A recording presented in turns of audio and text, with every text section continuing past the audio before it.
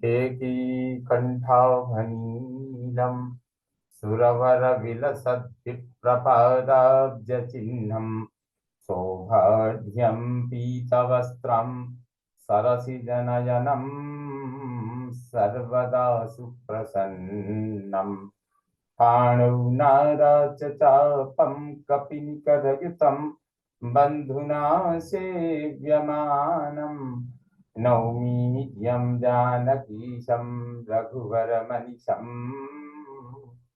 पुष्पकारूढरामं कौसलेन्द्रपदकञ्जमञ्जुलौ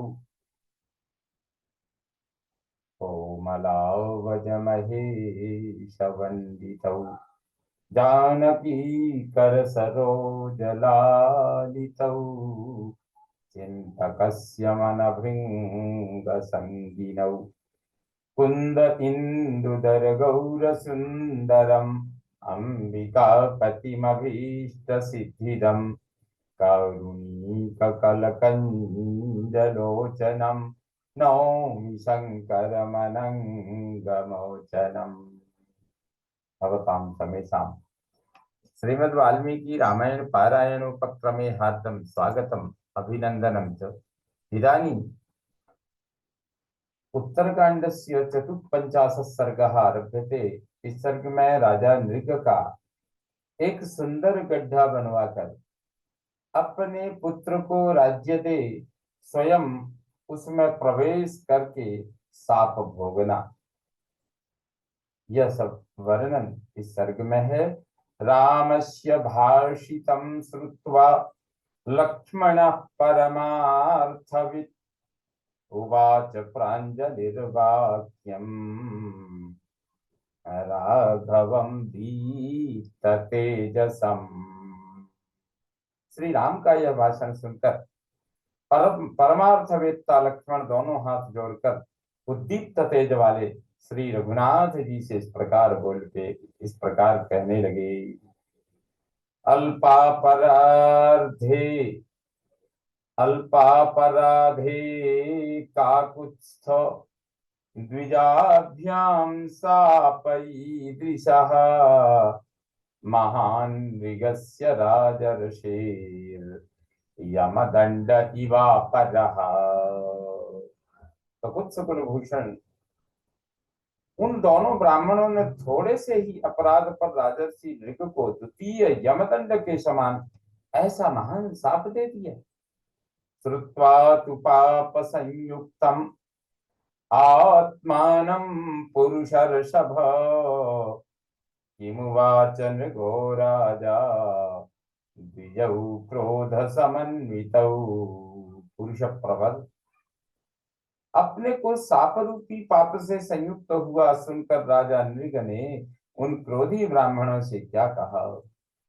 लक्ष्मणेनैव मुक्तस्तु राघवः पुनरब्रवीत् शृणु सौम्य यथा पूर्वं स राजा सापवीक्षतः।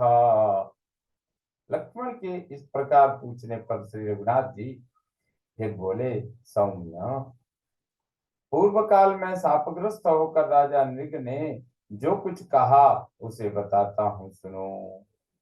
अथा ध्वनिगतौ विप्रौ विज्ञाय स नृपस्तदा आहूय मन्त्रिणः सर्वान् नैगमान् स पुरोधसः।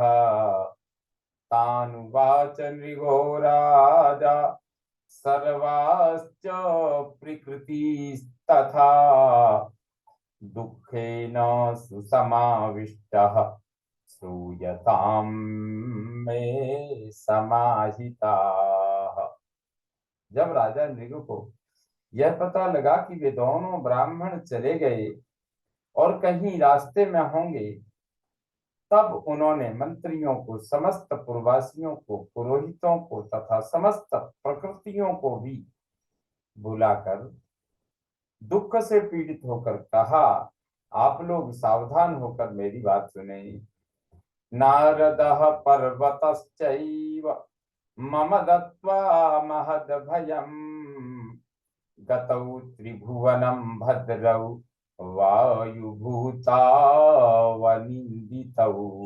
नारद और पर्वत ये दोनों कल्याणकारी और अनिंद्य देवर्षि मेरे पास आए। वे दोनों ब्राह्मणों के दिए हुए शाप की बात बताकर मुझे महान भय दे वायु के समान तीव्र गति से ब्रह्मलोक को चले गए। कुमारो यम वसुर्नाम सचेहाद्याभिषिच्यताम् स्वभ्रम च यत् सुख स्पर्शम क्रियताम शिल्पीभिर्मम। ये जो वसु नामक राजकुमार हैं, इन्हें इस राज्य पर अभिषिक्त कर दिया जाए और कारीगर मेरे लिए एक ऐसा गड्ढा तैयार करें जिसका स्पर्श सुखप्रद हो। यत्राहं संक्षयिष्यामि सापं ब्राह्मण निःसृतम् वर्षघ्नमेकं स्वभ्रम् वर्षघ्नमेकं वर्षघ्नमेकं शुभ्रं तु हिमघ्नमपरं तथा ग्रीष्मघ्नं तु सुखस्पर्शम् एकं कुर्वन्तु शिल्पिनः। ब्राह्मण के मुख से निकले हुए उस साप को वहीं रहकर मैं बिताऊंगा, व्यतीत करूंगा। एक गड्ढा ऐसा होना चाहिए जो वर्षा के कष्ट का निवारण करने वाला हो, दूसरा सर्दी से बचाने वाला हो, और शिल्पी लोग तीसरा एक ऐसा गड्ढा तैयार करें जो गर्मी का निवारण करे और जिसका स्पर्श सुखदायक हो। फलवन्तश्च ये वृक्षा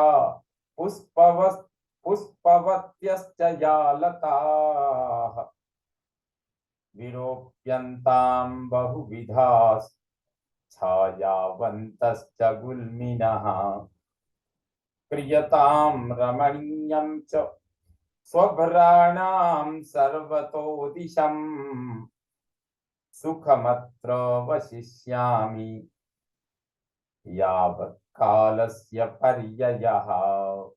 पुष्पाणि च सुगन्धीनि क्रियन्तां तेषु नित्यशः परिवार्य यथा मे स्युः अध्यर्थम योजनम तथा।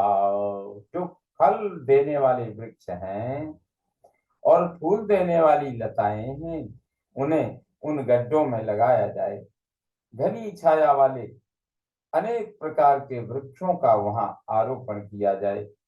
उन गड्ढों के चारों ओर 1.5 योजन 6 कोस की भूमि घेर कर खूब रमणीय बना दी जाए। जब तक साप का समय बीतेगा तब तक मैं वहीं सुखपूर्वक रहूंगा। इस उन गड्ढों में प्रतिदिन सुगंधित पुष्प संचित किए जाएं। एवं कृत्वा विधानं सन्निवेश्य वसुं तदा धर्मनित्यः प्रजापुत्रो क्षत्रधर्मेण पालय।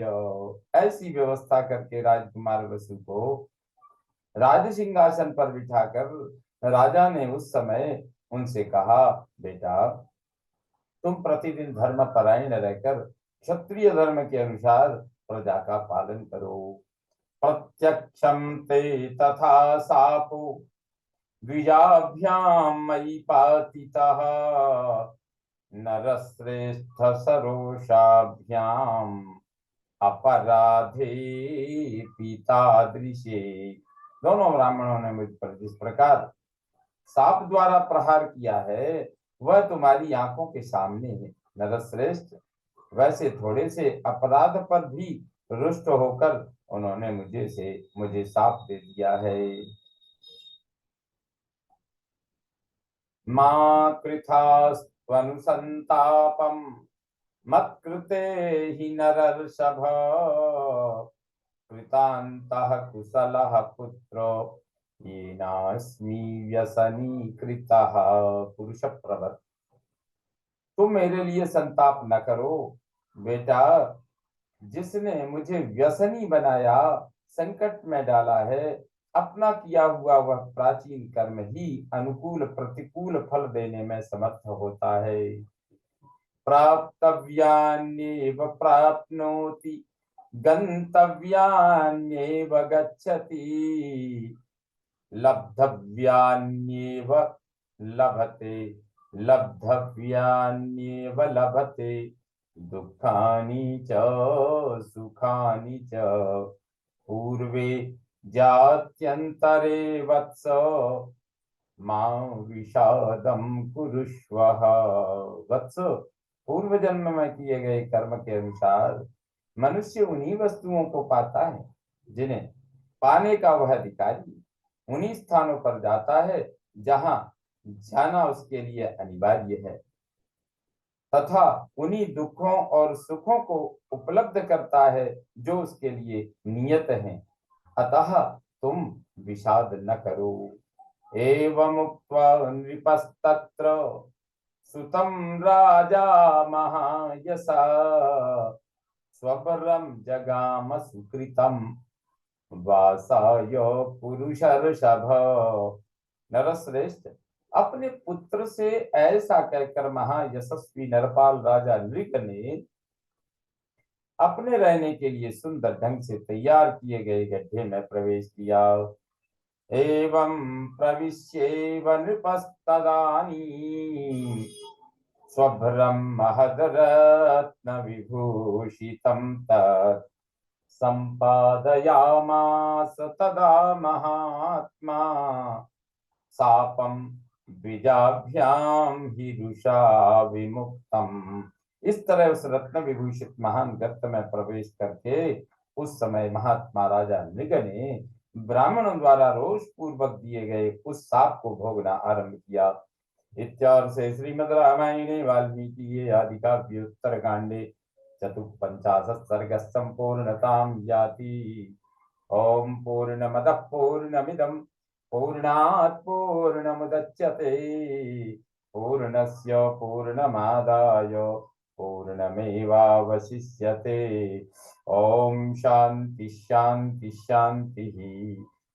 सर्वे भवन्तु सुखिनः, सर्वे सन्तु निरामयाः, सर्वे भद्राणि पश्यन्तु मा कश्चित् दुःखभाग् भवेत्। ओम शांति शांति शांति। श्री रामचंद्रो विजयते तदाम।